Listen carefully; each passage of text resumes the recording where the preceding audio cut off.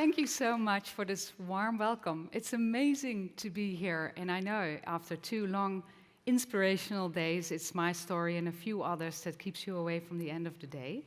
So I will do my best, and I'm going to tell you another story. We've heard so many stories already the last couple of days, and it made me realize again that everybody has a story, right? Until you know the person, you can't judge anyone, because everybody brings a story, and so do I. And before I tell you my story, I also want to tell you first something about the McKinsey Health Institute, because the reason that I work at the McKinsey Health Institute is this story. So the McKinsey Health Institute, for those who don't know it, is a non-fee generating institute that was founded by McKinsey last year in April. And the overarching aspiration is to add life to years and years to life. And we do that in different ways, as presented here, but also in different areas, from infectious disease to health equity to employee health and well-being, which is the area that I'm co-leading. And so why am I co-leading this area? My journey began 8 years ago, but only recently we announced the 2nd edition of this book that was published end of last year. It's called Authentic Confidence, which I co-authored with Nick van Dam and Arjen van Witteloostaan. And this was the result of a very long journey, a painful journey, but now a beautiful journey, a journey in which I got a few lemons and I tried to make lemonade out of it. As we now learn, many of us have done, and it's such a powerful story. I'm going to put it for now up here. But if you want to know more about it, there are cards also at the reception if you haven't received it already with more information. So my story started, I guess, when I was born. I'm a neuroscientist, I'm an organization scientist and a leadership development expert, and I combine the insights from both neuroscience and leadership development and organizational behavior together. And so I can only say it started when I was born. And I have struggled with low-grade anxiety my whole life. But 8 years, I was very excited to embark on a new journey in a new organization, and I felt on top of the world. I was so happy to start with this organization.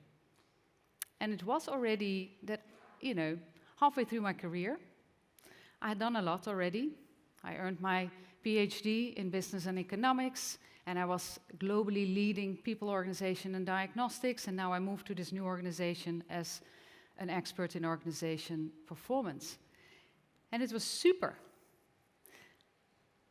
However, my anxiety started to play up. And it got in the way of my performance and my potential. And it actually got worse. I continued to perform, but I was keeping a mask on. And I tried to use my coping mechanism that I always used. Just work a bit harder. Act as if nothing's going on. But I was becoming slowly but surely so frustrated that I just could not even answer the simplest questions, and I had no idea what this was about. So today I call it a confidence crisis, but I had no idea what was happening. I had secret panic attacks that were small, but I also had debilitating anxiety. And I came to a point that I had to do something with it, because it was either walk away and act as if nothing is happening and go to a space where I can play in my safe space and nobody knows about it, or, and that was something that really came from the inside, do something with it and learn from it. And so I started to work on myself, but I also, as an academic, so I'm a practitioner academic, I want to know both sides, and I started to research this. And I very quickly found the area of neuroscience and biology that gave me more insights than only psychology. Because I thought I want to look into this machine, under the hood, and what is happening actually in the brain and body. And it gave me so many answers, and eventually it led me on a path to study neuroscience and get another degree.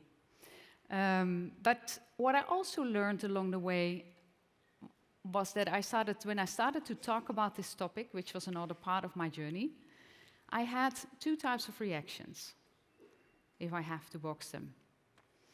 One group of people would encourage me and say, wow, that's amazing that you share this. And mind you, this was way before the pandemic. Great that you share this, because I have this too, and I wish we could talk about it a bit more and do something about it and destigmatize this. I want to understand what it is, überhaupt. The other group of people would say, Jackie, I'm not sure if this is wise to do what you do, because maybe it hinders your career. Are you not afraid of that? And to be honest, I was at that point, I had already decided I really couldn't care anything about it. What it would do, I really felt like I have to do this. And it was already helping me by just learning and talking about it. I started to find out that actually it's a very normal thing. It's very human. It's nothing to be ashamed about. Not only did I learn that from neuroscience, and then I learned also the neuroscience of mental health and well-being, but also from thriving. Not only that, I actually started to collect data, informally, exploratory. And this was data that we did along the way. One of the questions we asked, because that was a question that was relevant to me, this was not really an academic question, but we asked, do you think you could perform better at work if you were less worried about making mistakes? Now, 1 out of 2 said yes to that. But if you look at more younger professionals and the medical profession, this number went up to 70%. And we thought, okay, big deal. Is this a problem? Let's have a look. Let's also ask how much of their time are they spending worrying. If they felt like that, then they actually like not being good enough and being able to perform better, they also spent almost 40% spent a few hours a day worrying about it. So there's a lot of energy lost. So we thought, okay, is that then a problem? What are people not doing when they feel like that? And roughly, we categorized them. People actually keep under the radar. Also logical, right? But this is just data, because this is what I did, and now I see everybody's doing that. You do not speak up, you do not lean in, and you do not give feedback. So maybe there is actually something that is related to presenteeism here, but a lot of talent gets lost if you feel like that. And you know what? It's not really necessary, because I found out you can learn skills to handle this. If you had asked me 8 years ago to be on stage like this, I would absolutely not be able to do it. But now I understand how this machine works, and I have the skills, I can do this. And so if I can do this, actually other people can also learn it. I came out of the closet in 2018. I did my first TED Talk. And then after that, you know, a lot started to move faster. I did so much work in the space because I got a lot of questions. People to ask for workshops and also to help. My first edition of this English book was published in 2019. Very quickly, a Dutch publisher already wanted to translate it in Dutch, which happened in between. And then, actually, around that time, a little bit later, the pandemic hit the world. And there were a lot of terrible things that are associated with the pandemic, but a few good things, one of which is that we start to talk a bit more about mental health, well-being, and anxiety. Not that we're moving the needle yet 100%, but it is a little bit more accepted to talk about it. And so in that period, I got the opportunity to actually join the McKinsey Health Institute and to work on employee health and well-being, because I really strongly felt this is my purpose. I want to do work in this space until actually it's no longer needed. And so one of the things we did is design a survey around negative outcomes for employees and positive outcomes, including anxiety, depression, and burnout symptoms and distress. Now, a survey can only do so much. This is not a clinical assessment, but for the burnout symptoms, we worked together with a well-known professor, Schauffele. He's also from the Netherlands. He's very well known for his burnout research, but also his employee engagement research. And we used his scale in 15 countries. And we found that 1 out of 4 experience burnout symptoms, but 1 out of 3 experiences distress. So back to my story, I was wondering, you know, of course, anxiety is not only burnout symptoms and distress, but there is a link. And that is true. It is relevant, And actually, the key driver behind this in our study was toxic workplace behavior, which I did not experience. The other one was inclusion, lack of inclusion. And there is more, actually. So you can read that up. If you are interested, you can find our article. This year, we go to 30 countries with more questions and also more outcomes. We're going to measure holistic health. However, the link with burnout, I discovered, learning from Wilmar Schauffele, that there is a link. You know, if you lack confidence, it also costs energy, so it can feed into burnout. You can actually run a higher risk of getting into a burnout. But the other way around, he said, is also true. If you build confidence, it can also help you to get out of a burnout. Now, I never went on sickness leave, and I never had a burnout, but I think if I never had dealt with it, I was potentially going into that danger zone. And so I said, listen, these skills are very important, and I want to bring them to the wider world. But also what we wanted to know is there actually more data that it can be a buffer for the stress? And so the same survey that I just mentioned showed that people with skills like the skills I will tell you about actually have a buffer. And you may notice I'm talking about the individual. We talked about the organization and the context, and we need a systemic approach. It's all true. But Amy Edmondson once said, courage and psychological safety are two sides of the same very valuable coin. And that's the same thing here. We need to change the system. We need to provide a great workplace, but we can also help people to manage themselves. And lots of wonderful stories we have heard here are true. And so we see that people with those skills are actually buffering against stress, and the ones who don't have those skills are much more vulnerable. However, those people who have those skills, not only can they perform better and be more creative and innovative, they also will more likely leave your organization. So, because they don't going to sit in a bad environment, they also have more confidence. These skills are related to emotional flexibility is related to confidence, but also to well-being and happiness. And my happiness has really improved since I've built those skills. And actually, they're also related to physical well-being, but that's for another moment. So it's not a skill, or it's not a talent, it is a skill that can be developed. So what is in this authentic confidence and what is in emotional flexibility? The basis for this toolkit that we present in this book, and I'll give you a sneak preview, is also tested. It actually comes from clinical psychology, and it's based on acceptance and commitment training. And we translated that to the working context. And it has hundreds of randomized controlled trials on its name in clinical psychology. In the working context, it only has a few. We had this study actually brought to our McKinsey office in Berlin. And we had a control group, a crossover control group, and it actually developed. By developing those skills, we improved authentic confidence. We improved self-efficacy. So,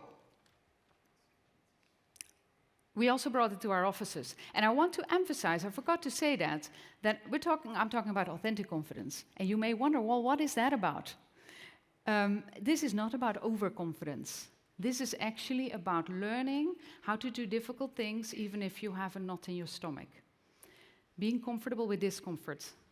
That is what I'm a little bit feeling right now. It's actually good. I think, yeah, I'm great. I'm grateful for these nerves that I have because they set me up for success. And I always have that. It's also normal. But, it's easier to go away from it and not do it. But if you really want to lead a purposeful and happy life, it's about, and we heard a lot about that, it is about purpose. It's about knowing where you want to go, right? And what matters to you. And on that path, life is not a straight line. It goes up and down. And we all have those stories, as we said at the beginning. So at the core of this is a mix of understanding our brain and body under stress and when we lack safety. Now, neuroscience is still developing, but we know already a lot. How we navigate different waves of stress during the day. And we can learn actually what to understand and to become more aware of what is happening to us in specific situations and circumstances, but we can also proactively help ourselves, set ourselves up for success. Now, what I noticed when I started to bring the neuroscience in the conversation and the science behind this, it's easier for some people to bring it also into the boardroom or into groups of people that actually find it hard to deal with they call it soft skills and fluffy stuff sometimes, which it isn't. And then you can actually leave it there and open up the conversation about how to tackle it. So it is an important piece, and it also already changes the brain by just knowing, as the famous Professor Sapolsky from Stanford once said. The other part is acceptance and commitment training. And what is in that? What is that essentially about? That is essentially not about what we think or feel that counts, it's how we relate to what we think or feel that matters. So we change the relationship with certain thoughts. So I was convinced, that's why I said it may have started at my birth, but I learned a lot through my upbringing. We all bring our backpack. It's not the fault of my parents, of my environment, but I sincerely thought, and sometimes I still think, I am not good enough. May resonate. I love myself much more today, but it has been a journey. It still is a journey. And so self-compassion, we heard about that today, was for me a huge unlock. And what is in this toolkit is including self-compassion, but acceptance and commitment therapy and training is a third-generation CBT, cognitive behavior therapy. I think many of you may know about this, but applying it in a business world is a bit different because it speaks a different language if you bring it to the work context. So what does it have? It has 6 practices. Purpose and values, you can understand, right? It's about anchoring what matters to you. And there are exercises in this book that are about that, and it's a constant process. Because if you do not think that through, then it's very difficult to make tough decisions, especially if we need to navigate this chaotic world of today. The second one actually is present moment awareness, but we called it mindfulness, and we brought in knowledge about the brain and brain fitness, which goes beyond meditation. We're not dogmatic about what you need to do. You need to find your way, but taking care of your brain is more than just meditation. It's about, we learned about it, the food that we eat. It's about cardiovascular activity or sports activity. It's about sleep. And it's about also so many other things that you can do to make sure you set yourself up for success. Then the third one is about acceptance. And Karen also spoke about that today, and with her, many others. Look the demon in the eye, which is the hardest thing to do if you go through tough times. But only then you can actually go beyond it. And there are tools that can help you do that, and also become aware that you need to do that. Now, I have one thing that I want to try with you, so stay alert.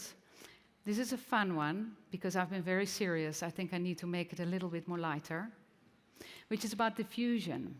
How many of you have thoughts that get in the way sometimes, that don't help? I'm not good enough, I'm this, I'm that, whatever, and it doesn't help you. How many of you? I see quite a few hands going up here. And how many of you have tried to unthink these thoughts, not to think them, just push them away? 2 hands go up for me. Now, we cannot do that, and I'm going to show you something. So I'm going to ask you for the next 30 seconds to not think about a white polar bear, and if you do, you have to stand up.